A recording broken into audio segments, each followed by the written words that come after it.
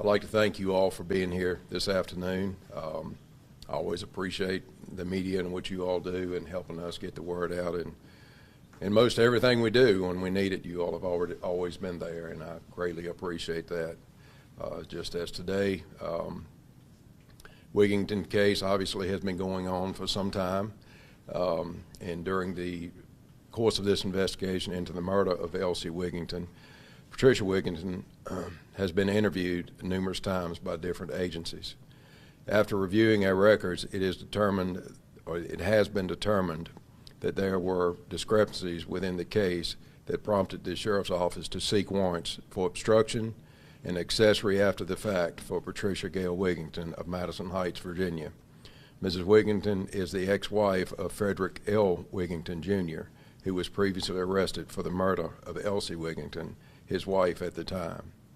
The warrants were served yesterday, January the 12th, at approximately 8:25 p.m., and Ms. Wiggington is currently being held in Amherst Adult Detention Center without bond, and our investigation is still ongoing.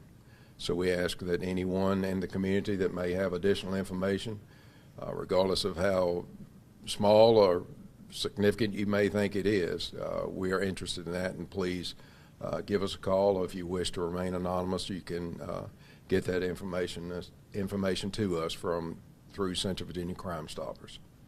This time I'll try to address any questions that anyone may have. Sheriff Ayers, was there any incident or any difficulty when going to arrest Patricia? No, she was arrested without incident. Back last year, she told us that she was willing to help you all with any of the part of the investigation. What led you all to make the arrest, and what was said that you can talk about? Mr. Robinson, as I've said, the investigation has been ongoing since day one when we did realize this situation of her disappearance had taken place. Over the last several months, we continue to interview folks. We've interviewed her on several occasions, and then we're constantly, when we interview someone, go back and take those statements and look at other statements that we have gotten, and when things don't seem to add up, you dig a little deeper, and that normally leads us in directions that we need to go. So therefore, that's kind of how this situation has come about. We had strong suspicions anyway. We just had to get there, and it took some time to get there.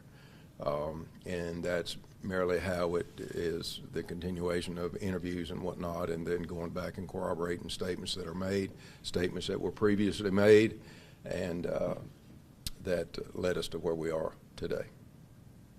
Can you talk to us a little bit about how you feel being here today, knowing that there's now 2 people arrested in connection with Elsie's murder?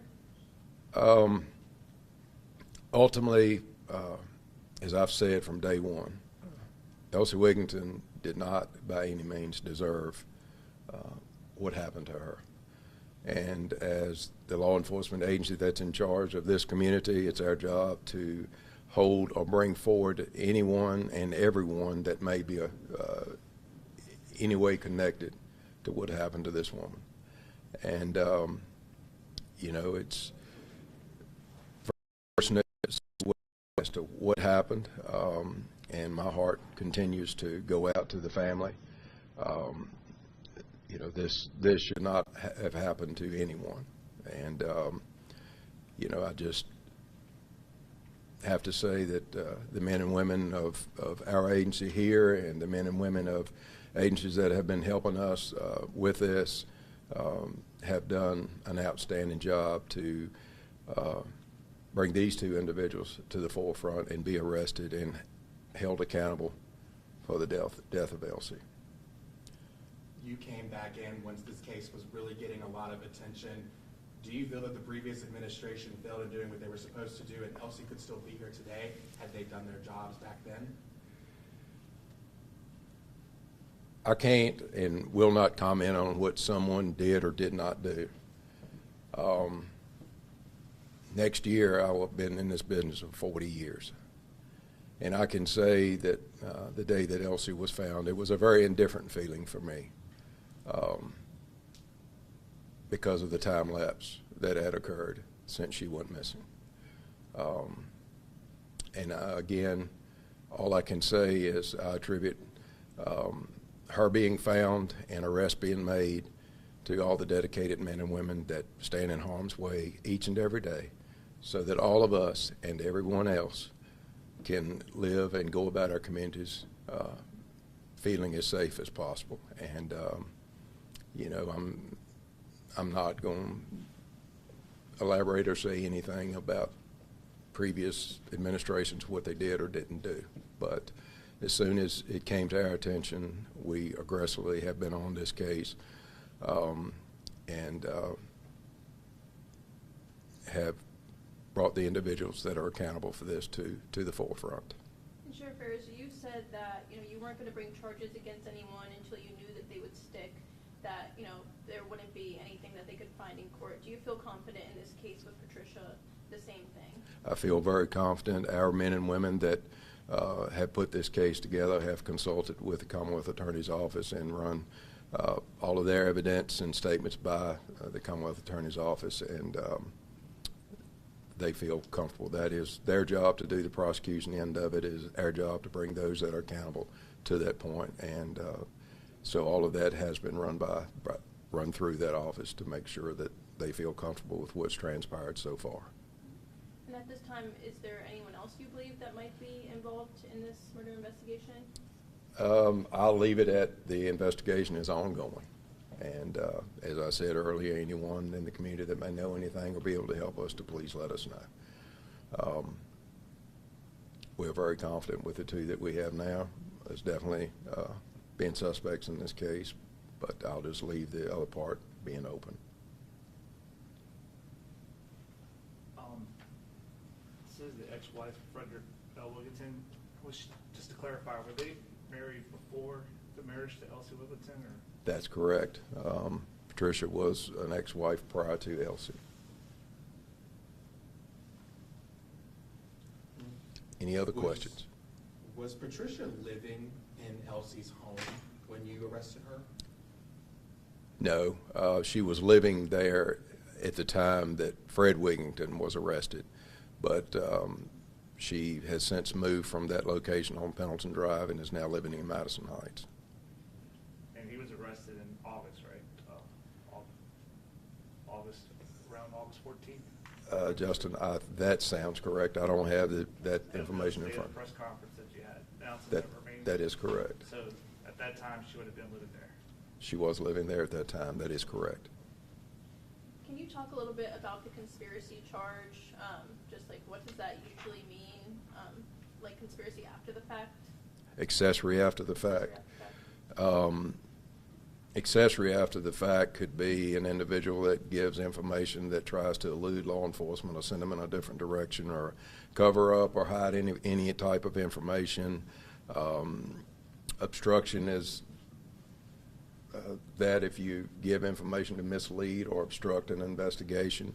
So, the accessory of after the fact is that there were things done after the fact of the initial incident that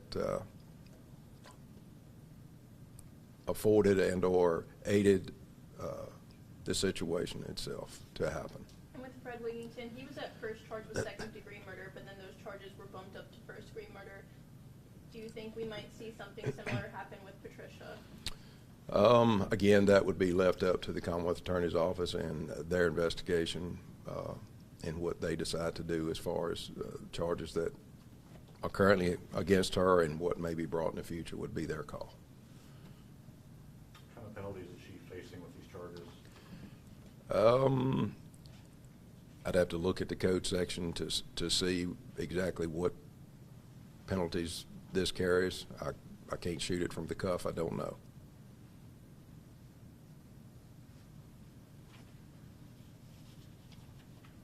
Any other questions? Elsie's family, and if so, what was their reaction to another person? I have spoken with Elsie's sister, who is sitting here today. Y'all feel free, if she's willing, y'all talk to her. And but the family has been very cooperative throughout the entire investigation, and I can't speak to how this makes them feel, you know, this additional arrest here today. But hopefully what we have done has brought some closure for them. Never will we replace Elsie by any means, but hopefully it has brought some closure to the family. Anyone else?